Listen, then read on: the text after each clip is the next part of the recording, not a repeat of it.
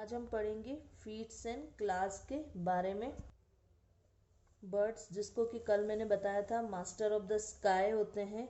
अब इनके लिए विंग्स तो होते ही ज़रूरी हैं, बट इसके अलावा इनके जो क्लास और फीट भी होते हैं वो डिफरेंट टाइप के होते हैं। इनके बारे में आज हम पढ़ेंगे कि इनके फीट और क्लास किस तरीके के होते हैं। ये फीट और क्लास इनके क्या यूज़ के होते हैं। जैसे हमारे पैर हमारे चलने में सहायक होते हैं, हम उनके द्वारा ही चल पाते हैं।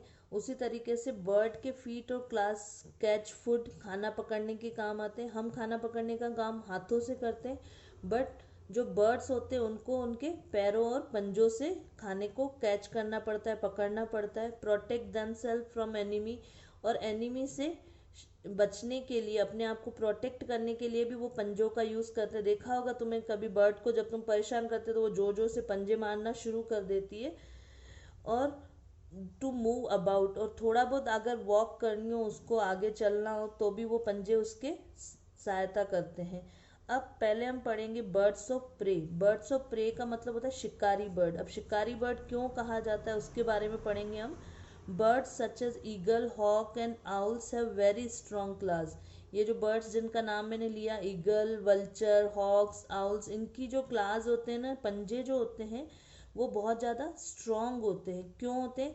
ताकि ये अपना प्रे, अपना शिकार को अच्छे से पकड़ पाए। और इनके जो ये स्ट्रॉन्ग पैर होते हैं, जो स्ट्रॉन्ग क्लास होते हैं, इनको टेलोन्स कहा जाता है। बहुत बार डिफाइन आती है व्हाट इज टेलोन्स। तो टेलोन्स का मतलब होता है स्ट्रॉन्ग क्लास ऑफ बर्ड। अब they catch their prey with the help of these talons. इसी टेलोन्स की हेल्प से वो उसको पकड़ती है। These birds are also called the birds of prey. इन बर्ड को हम क्या कहते हैं? शिकारी बर्ड। इसी वजह से कहते हैं क्योंकि ये अपना शिकार, जो अपना प्रे होता है, वो किससे पकड़ती है? ये अपने पंजों से पकड़ती है।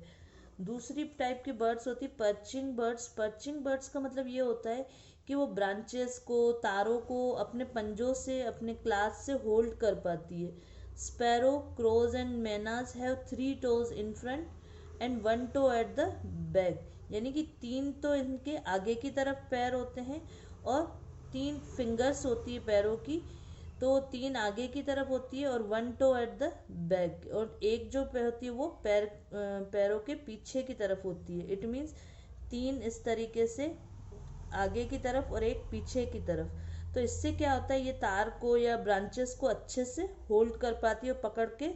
देखा होगा तुमने बहुत बार तारों पर बर्ड्स वगैरह सोते रहते हैं, गिरते नहीं है। क्यों नहीं गिरते हैं? क्योंकि उनके जो क्लास होते हैं ना, वो अच्छे से उस तार को होल्ड कर सकते हैं। इसीलिए इनको पर्चिंग बर्ड्स भी कहा जाता है। तीसरे टाइप की बर्ड्स होती है scratching birds. Hens and cocks have strong feet. इनके जो हैन, कॉक देखा होगा, मुर्गे और मुर्गी, उनकी जो पैर होते हैं वो बहुत ज़्यादा कैसे होते हैं? स्ट्रॉन्ग होते हैं।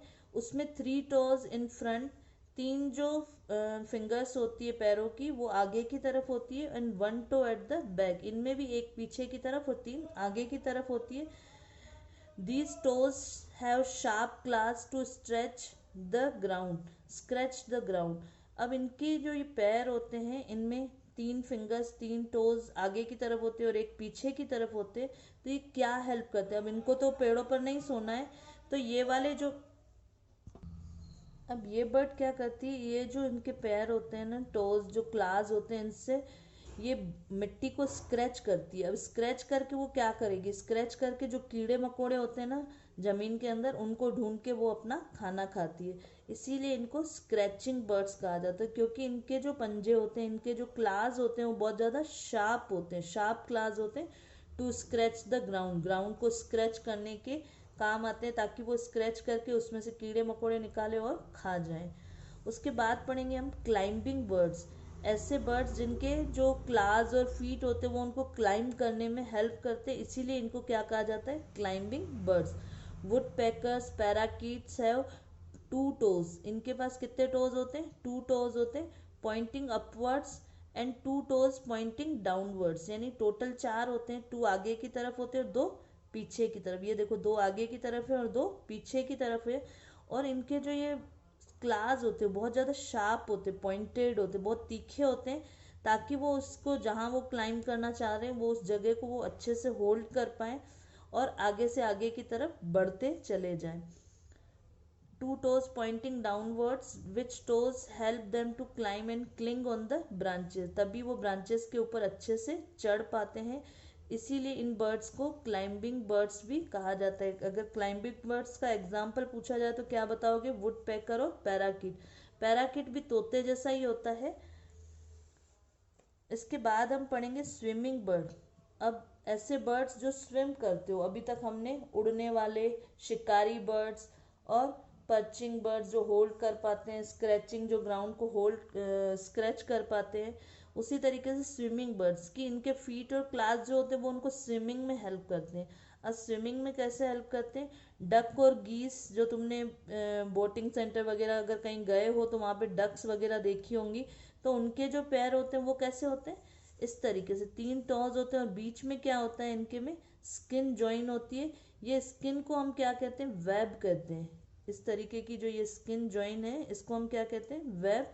तो इसीलिए इनके फीट को हम क्या कहते हैं? Webbed feet. अब वेब्ड फीट क्या काम आते हैं?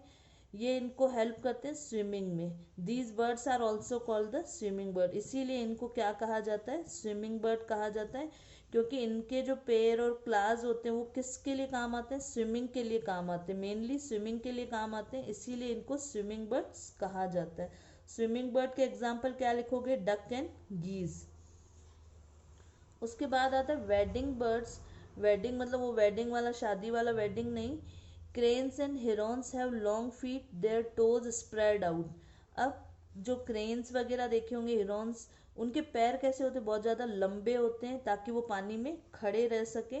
और इनके टोज जो होते हैं, जो नीचे का पैर का हिस्सा जो क्लास होता है, वो क्या होता है? इस तरीके से यूँ फैला हुआ होता है।